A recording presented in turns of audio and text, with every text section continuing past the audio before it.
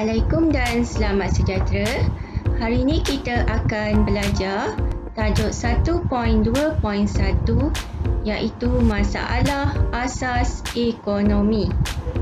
Ada 4 masalah asas ekonomi yang akan kita bincangkan dalam tajuk ini. Mari kita pergi kepada satu-satu masalah. Masalah asas ekonomi yang pertama ialah apa yang hendak dikeluarkan. Ini merujuk kepada penentuan jenis barang yang hendak dikeluarkan. Dan firma akan menentukan jenis barang yang hendak dikeluarkan mengikut kepada permintaan dan citarasa masyarakat. Maksudnya di sini, firma akan mengeluarkan barang yang orang banyak nak beli, barang yang orang suka kerana mereka ingin mendapatkan keuntungan yang maksimum. Masalah asas yang kedua adalah berapa hendak dikeluarkan. Masalah ini merujuk kepada penentuan kuantiti ataupun jumlah barang yang hendak dikeluarkan. Dan jumlah barang ini akan ditentukan mengikut permintaan masyarakat. Maksudnya, jika ramai orang yang suka dengan barang tersebut, maka firma akan mengeluarkan barang itu dalam kuantiti yang banyak. Masalah asas yang ketiga ialah bagaimana hendak dikeluarkan. Ini merujuk kepada penentuan teknik ataupun cara pengeluaran barang tersebut. Dan firma akan memilih kaedah pengeluaran yang paling cekap yang dapat meminimumkan kos dan memaksimumkan untung. Okey, contohnya di antara intensif buruh dan intensif modal, firma akan membandingkan manakah kaedah yang lebih dapat menjimatkan kos dan mendapat keuntungan yang maksimum. Masalah asas yang keempat ialah untuk siapa hendak dikeluarkan. Ini bermaksud cara agihan barang tersebut. Siapakah yang akan membeli barang yang dikeluarkan?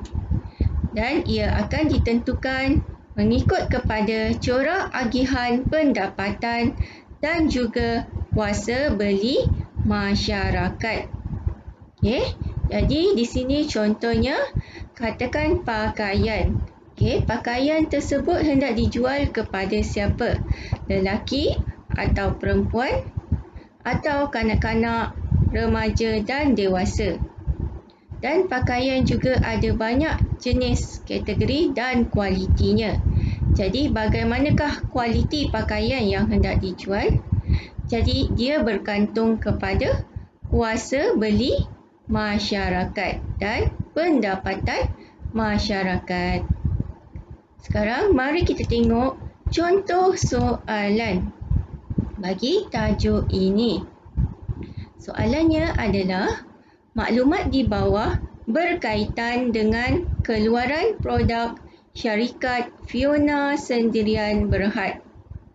Syarikat Fiona Sendirian Berhad ingin mengeluarkan coklat berperisa durian dengan menggunakan teknologi moden dari negara Jepun supaya dapat menambah daya saing keluarannya dalam pasaran.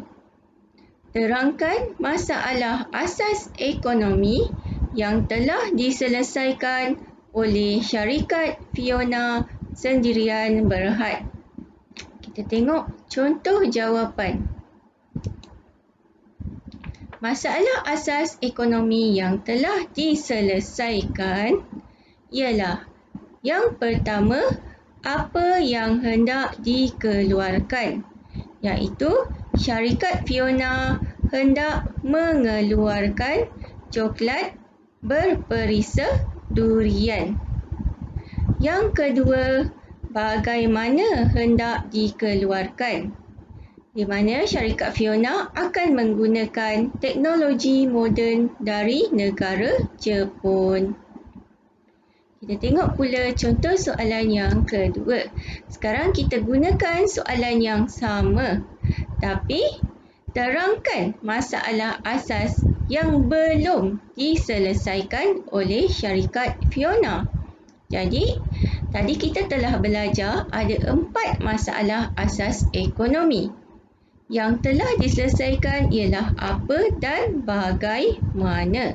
Jadi ada 2 lagi masalah asas ekonomi yang belum diselesaikan, iaitu berapa hendak dikeluarkan. Yang ini merujuk kepada kuantiti barang yang hendak dikeluarkan mengikut permintaan masyarakat. Yang kedua, untuk siapa hendak dikeluarkan, iaitu mengikut agihan pendapatan dan kuasa beli masyarakat. Sekian sahaja tajuk kita pada hari ini. Saya harap semua pelajar telah faham. Jadi pada hari ini saya ingin berkongsi satu teknik belajar yang dipanggil SQ3R. Apakah itu S? S ialah survey. Maksudnya di sini apabila kita membaca, kita perlu mendapatkan gambaran keseluruhan mengenai bab ataupun tajuk tersebut. Apakah pula 3Q? 3Q yang pertama ialah question, iaitu kita perlu membina soalan-soalan seperti apa, bila, siapa, kenapa, dan kita cuba cari jawapan kepada soalan-soalan tersebut. Q yang kedua ialah read, iaitu baca dan fahamkan. Q yang ketiga recite, iaitu kita perlu mengulang lafaz apa yang kita dah baca tadi tanpa melihat kepada buku. Dan R adalah review, di mana kita perlu membuat ulang kaji seperti membuat nota ringkas, peta minda dan juga perlu rajin membuat latihan. Jadi selamat mengulang kaji kepada semua pelajar-pelajar. Saya mengucapkan semoga pelajar-pelajar akan berjaya dengan cemerlang di dalam peperiksaan SPM.